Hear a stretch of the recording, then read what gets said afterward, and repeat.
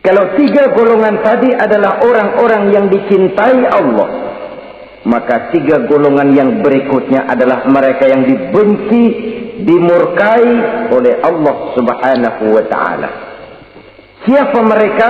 Jumlahnya juga tiga, lawanan dari yang tiga tadi pertama. Yang pertama, saudara-saudara, abghadul bukhala, aku benci, kata Allah, kepada orang-orang yang bakhil, orang yang kikir, orang yang diberikan amanah berupa harta, lalu tidak tersentuh hatinya melihat kesulitan dan penderitaan orang lain. Tetangganya meratap dan merintih kelaparan, sementara ia dengan tenang berpangku tangan, padahal ada kelebihan rizkinya. Ia tahu kesulitan orang lain, tapi ia tidak berusaha mengulurkan tangan memberikan bantuan. Kenapa seseorang bisa terjebak ke dalam penyakit bakhil bin kikir alias pelit seperti ini? Oleh karena harta benda dunia itu sudah berakar kuat di hatinya. Tidak mau lepas lagi ia dari sana. Tidak mau berpisah ia dengan harta itu walau sedikit jua pun. Dan memang para ulama sufi mengajarkan, orang kaya itu ada dua. Ada orang kaya hakiki, ada orang kaya majazi. Orang kaya hakiki, orang kaya sebenarnya adalah orang yang kaya hatinya. Luas cakrawala pandangannya, terbentang nuansanya, tidak cuplik melihat karunia yang diberikan Allah dalam kehidupan ini. Orang yang kaya hati, inilah orang kaya hakiki. Adapun orang kaya majazi adalah orang yang banyak hartanya tapi miskin hatinya. Hidupnya sudah melimpah tapi ia selalu merasa kurang, maka ia tidak pernah cukup. Posisinya sudah kaya tapi ia masih merasa miskin, maka ia pun selalu miskin. Imam Ghazali rahimahullah memberikan contoh yang indah. Perjalanan hidup manusia sama dengan naik kapal laut yang besar menuju pulau bernama akhirat, mencapai pantai surga bahagia. Kapal ini akan singgah di satu pulau bernama dunia. Para penumpang diperbolehkan turun, tapi sebelumnya diingatkan lebih dahulu bahwa ini cuma sekedar tempat transit. Di dunia, di pulau yang bernama dunia, para penumpang boleh mengambil apa yang memang diperlukan untuk bekal dalam perjalanan. Tapi jangan lupa bahwa kapal akan melanjutkan perjalanan menuju kepulauan akhirat yang kekal dan abadi. Maka turunlah para penumpang ke pulau yang bernama dunia ini. Macam-macam tingkah lakunya ketika mereka menjejakkan kaki ke pulau dunia. Ada yang tetap sadar kepada pesan nakoda. Dia turun ke pulau yang bernama dunia, yang hijau, ranau, indah, memikat, mempedaya, mempesona. Tapi ia tetap sadar, ini cuma tempat transit. Ini cuma tempat persinggahan sementara. Bukan ini tempat yang akan saya tuju. Kapal akan segera berangkat. Saya harus bersiap-siap. Diambilnya apa yang diperbolehkan di pulau bernama dunia sebagai bekal menuju perjalanan akhirat. Dan setelah itu dia segera kembali ke kapal untuk melanjutkan perjalanannya. Ada pula penumpang yang lalai. Ketika turun ke pulau bernama dunia ini, ia lupa kepada pesan sang nakoda. Ia terpedaya oleh hijau ranaunya kepulauan dunia. Ia terpikat oleh gemerlapnya kehidupan dunia. Sibuklah seluruh waktunya untuk mengambil segala yang ada di kepulauan dunia ini. Ia menyangka bahwa ia sudah sampai kepada tujuan yang sebenarnya. Dikala peluit kapal berbunyi, pertanda kapal akan segera berangkat, rupanya baru sadar dia bahwa ini bukan tujuan yang sebenarnya. Ia berusaha kembali ke kapal, Walaupun masih bisa ikut naik kapal, tapi sayang tempatnya sudah ditempati oleh orang lain. Inilah contoh dari orang-orang yang kehidupan dunia telah melalaikan mereka daripada tujuan akhirat. Yang lebih celaka adalah nasib penumpang ketiga. Mereka yang tertinggal sama sekali di kepulauan dunia ini.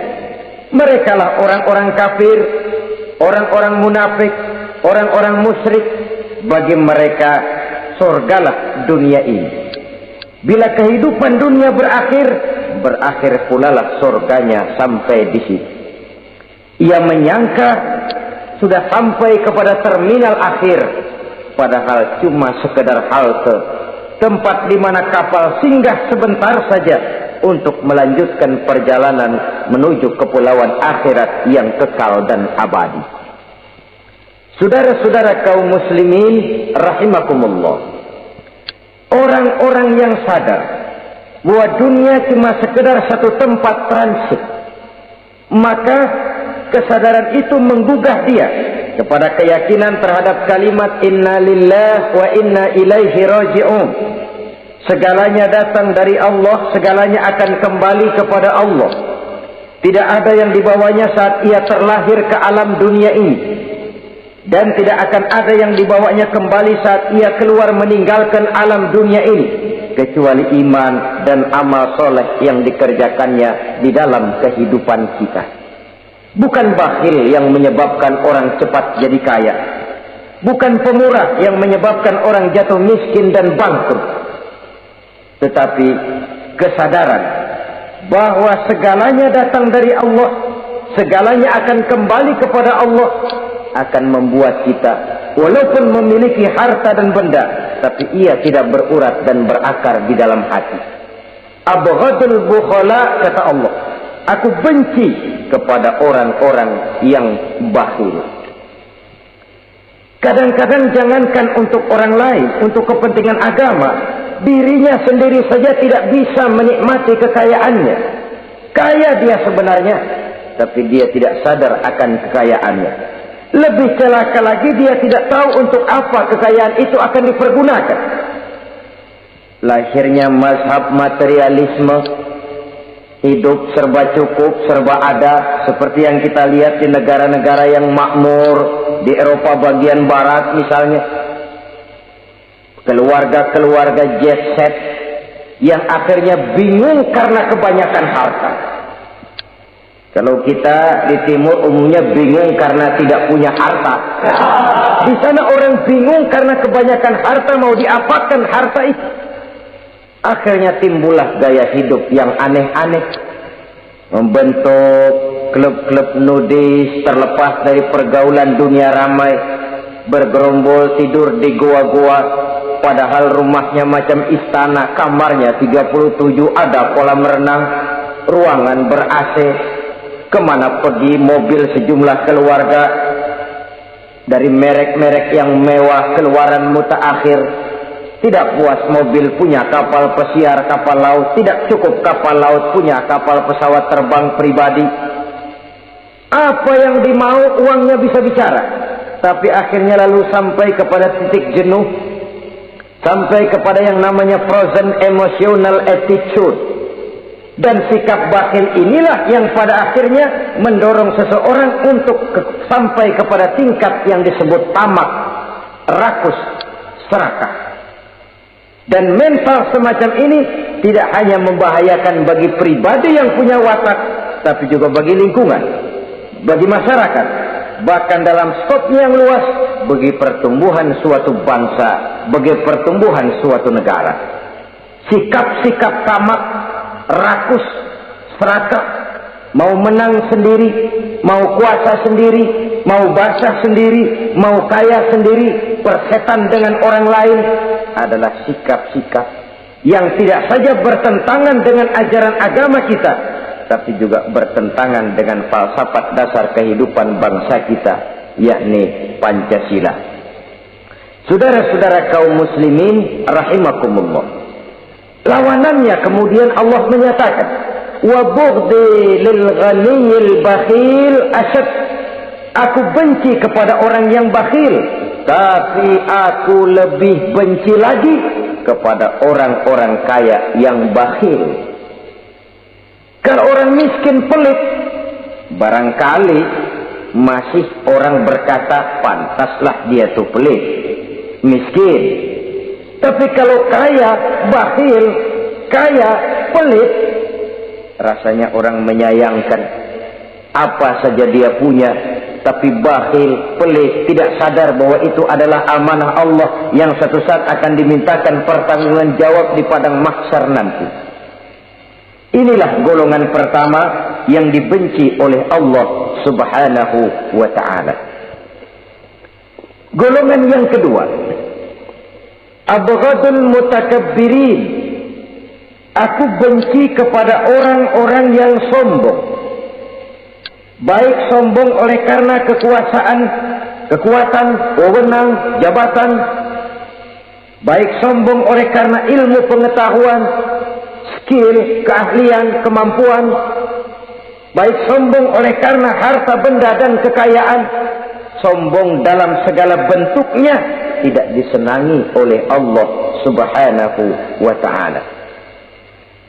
Inilah yang saya maksud tadi dengan membawa ilmu padi seharusnya. Semakin berisi, semakin merunduk. Sebab pepatah orang-orang tua kita bilang, air beriak tanda tak dalam, tong kosong bunyinya nyari. Orang belajar silat kalau baru dapat 2-3 jurus memang genit, bukan main. Sesuatu yang barangkali sudah lumrah dalam kehidupan. Tapi yang diajarkan oleh agama, abghadul mutakabbirin, aku benci kepada orang-orang yang sombong. Al-Quran syarat dengan contoh-contoh baik dari perjalanan sejarah, baik dari perjalanan para hidup para nabi dan para rasul. Seluruhnya merupakan tamsil, contoh dan ibarat bagi kita bersama. Fanzuru kaifa kana akibatul mukazzibin. Fanzuru kaifa kana akibatul mujrimin. Berjalanlah kamu di permukaan bumi, lihat bagaimana akibat yang diderita oleh para pendusta. Lihat bagaimana akibat yang diderita oleh para pembuat dosa, oleh orang-orang yang sombong, angkuh, congkak dan takabur. Mereka satu demi satu mengalami kehancuran, tenggelam di perut sejarah. Kurang apa Fir'aun? Kurang apa Raja Namrus? Kurang apa Raja Abrahat? Tentaranya gagah perkasa, kekuasaannya luas, istananya megah dan besar, pengawalnya gentayangan di mana-mana, intelnya selalu siap siaga menjaga keamanan. Sang raja diraja, entoh waktu berputar masa beredar, tenggelam oleh perputaran waktu dan peredaran zaman. Tidak ada satu keabadian dalam kehidupan ini. Akankah kita melahirkan Fir'aun kelas baru, Namrud di zaman modern, Abrahat gaya kini, yang semakin berada di puncak kekuasaan semakin lupa diri dan lupa daratan, menjadi orang yang hanya mau benar sendiri, adil sendiri, makmur sendiri, tidak peduli menari di atas bangkai dan penderitaan orang lain. Akankah kita melahirkan korun-korun gaya baru yang sombong oleh karena harta kekayaan yang berlipat ganda? Ataukah kita akan melahirkan barsisul abid gaya baru yang sombong oleh karena ilmu pengetahuan yang dimilikinya? Marilah kita menyadari al-mutakabbir huwa Allah. Yang pantas boleh dan sombong, wajar untuk sombong, cuma Allah Subhanahu wa ta'ala. Abghadul mutakabbirin, aku benci kepada orang-orang yang sombong. Saudara-saudara kaum muslimin rahimakumullah, lawanannya kata Allah, selebihnya wa bughdi lil faqiril mutakabbir asyad. Tetapi kata Allah, aku lebih benci lagi kepada orang miskin yang sombong. Ini yang sudah tidak punya pilihan. Orang pintar sombong barangkali lumayan, goblok sombong minta ampun. Pejabat sombong barangkali karena punya pangkat. Rakyat sombong, apa yang mau disombongi? Orang kaya sombong, barangkali karena kekayaannya. Melarat, miskin, sombong, minta ampun. Sebab itu kata Allah, aku benci kepada orang-orang sombong, tapi aku lebih benci lagi kepada orang-orang miskin yang sombong.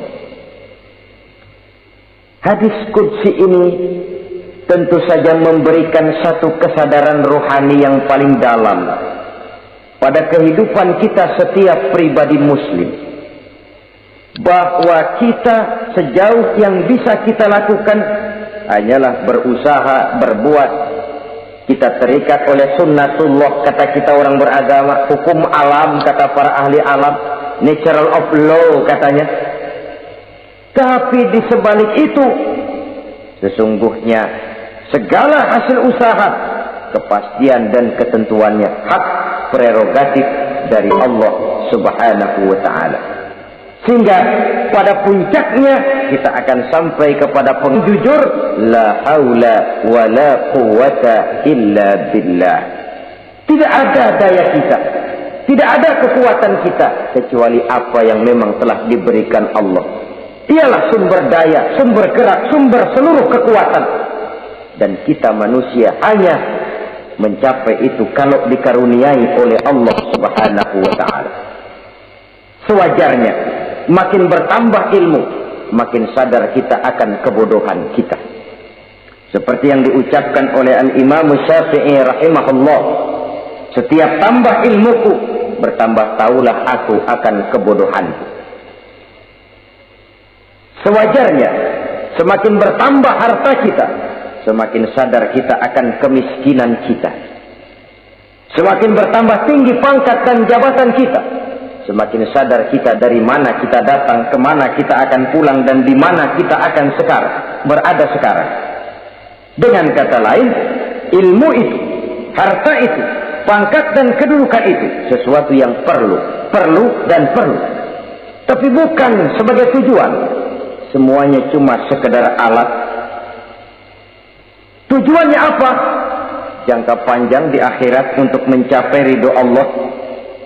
Jangka pendek di dunia ini harus menjadi rahmatan lil alamin. Bagaimana ilmu itu jadi rahmah bagi lingkungan, bagaimana kekuasaan itu jadi rahmah bagi lingkungan, bagaimana harta itu jadi rahmah bagi lingkungan, berfungsi sosial untuk kebersamaan di dalam kehidupan ini.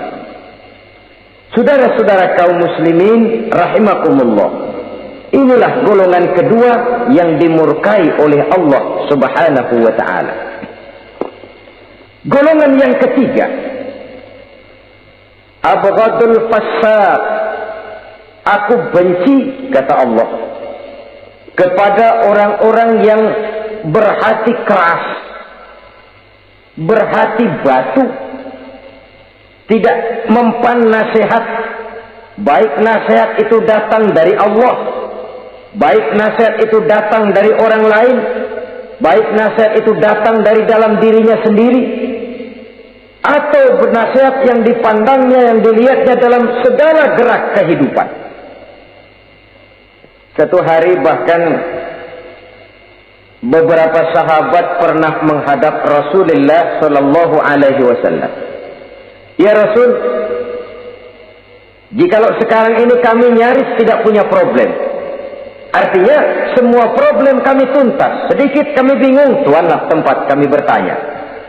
Kami tidak mengerti hukum, Tuan tempat kami meminta fatwa. Kami ingin mendapat petunjuk, kepada Tuan kami mengadu. Tapi nanti kalau suatu saat Tuan telah berangkat meninggalkan kami ya Rasulullah, menghadap Allah Subhanahu wa ta'ala, tinggallah kami hidup tanpa bimbingan Tuan, kemana lagi kami harus minta nasihat? Baginda Rasul senyum, kemudian beliau menjawab, taraktu lakum nasihataini, kamu tidak usah khawatir. Kalaupun pada satu saat nanti aku berangkat meninggalkan kamu semua, kembali menghadap Allah Subhanahu wa ta'ala, kamu tidak perlu bingung. Tempat kamu minta nasihat ada, tempat kamu bertanya ada, tempat kamu minta fatwa dan kepastian hukum ada. Taraktu lakum nasihatain. Aku tinggalkan untukmu dua macam nasihat. Pertama, yang aku tinggalkan kepadamu itu nasihat yang pandai bicara. Yang kedua, yang aku tinggalkan kepadamu itu nasihat yang diam saja. Sahabat lalu bertanya, kalau nasihat yang bisa bicara itu apa ya Rasul? Beliau menjawab, Al-Quranul Karim. 6.666 ayat, 30 juz, 114 surah, seluruhnya nasihat bagi umat Islam. Apapun yang akan kau kerjakan, kemanapun kau akan pergi, bertanyalah kepada Al-Quran, minta nasihatnya. Bertanya langsung? Tentu tidak. Bertanya kepada Al-Quran artinya fas'alu ahla dzikri in kuntum la ta'lamun. Jikalau kamu memang tidak mengerti, bertanyalah kepada yang mengerti. Yang mengerti Al-Quran tentu tidak lain para ulama, para kiai, para asatiz, guru-guru yang mengasuh kita di majelis taklim. Nasihat yang pandai bicara, Al-Quranul Karim. Kemanapun saja kaki akan kita langkahkan, ke arah manapun bumi yang akan kita tuju, mintalah lebih dahulu nasihat Al-Quranul Karim. Usaha apapun yang akan kita lakukan, mintalah nasihat kepadanya. Itu nasihat yang pandai bicara. Lalu sahabat bertanya lagi, kalau nasihat yang diam saja itu apa ya Rasul? Beliau menjawab, nasihat yang diam saja itu maut. Diam saja dia, tidak bicara, tapi pasti datangnya. Dan itu jadi nasihat. Kalau sekarang kau menyolatkan orang lain, apa tidak mungkin besok kau disolatkan orang? Kalau hari ini kau antar jenazah temanmu ke liang lahat, entah tahun depan, bulan depan, minggu depan, entah 5-10 tahun yang akan datang, bukankah kau yang akan diantar ke liang lahat? Kau tengoklah temanmu itu, matanya masih ada tapi sudah tidak sanggup lagi melihat. Jangankan melihat, digerakkan saja pun sudah tidak bisa. Telinganya belum kemana-mana tapi sudah tidak mampu lagi mendengar. Kakinya masih cukup tapi sudah tidak mampu untuk dipakai berjalan. Tangannya masih ada tapi tidak ada lagi yang bisa dipegangnya. Apa yang kurang kalau sudah demikian? Kau tumpuk harta kekayaan untuk 7 turunan, kau sangka kau tidak akan mati karena itu. Kau ingin selalu berada di puncak padahal hidup ini mendaki dan menurun. Ini seluruhnya merupakan nasihat. Orang yang hatinya keras tidak mempan nasihat yang datang dari Allah, Quran dan maut. Nasihat yang datang dari orang lain, kadang-kadang diberikan nasihat lebih pandai dia berkilah, lebih pandai dia berkelit, lebih pandai dia berjawab. Orang yang memberi nasihat baru bicara 1, dia sudah 10. Nasihat yang datang dari orang lain tidak juga bisa menyentuh hatinya. Atau nasihat yang timbul dari dalam dirinya sendiri. Kulit yang mulai berkerut, uban yang mulai bertabur, gigi yang permisi satu demi satu. Itu kan seluruhnya merupakan nasihat. Tapi orang yang hatinya keras, kasar, istilah kita barangkali sudah kulit badak, muka tembok, kuping kebo, masuk dalam golongan khatamallahu ala qulubihim.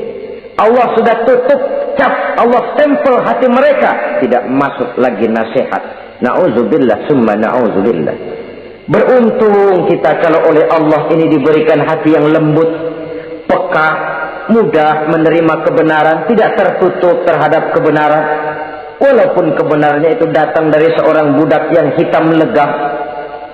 Karena memang agama mengajarkan khuzil hikmata wa la yadurruka min ayyi wi'ain kharajat. Ambillah hikmah, ambillah kebenaran, tidak usah terlalu kau pedulikan dari mana sumbernya. Asal itu merupakan kebenaran, jadikan sebagai nasihat di dalam kehidupan. Saudara-saudara kaum muslimin rahimakumullah, rugi dan celaka kita kalau sampai diberikan hati yang keras, kasar, masuk dalam qaswatul qalbi, hati yang kasar, keras, tidak mempan nasihat apapun. Kalau kadang-kadang masuk telinga kanan, keluar lagi telinga kiri, tidak pernah singgah di lubuk hatinya walau sebentar sekalipun, tidak pernah transit, atau kalaupun transit seperti air di daun talas, mudah bergoyah ke kiri dan ke kanan. Allah benci kepada orang-orang yang hatinya keras. Selanjutnya, wa bughdhi lisaykhil fasik asad. Tapi kata Allah, aku lebih benci lagi kepada orang tua yang hatinya keras.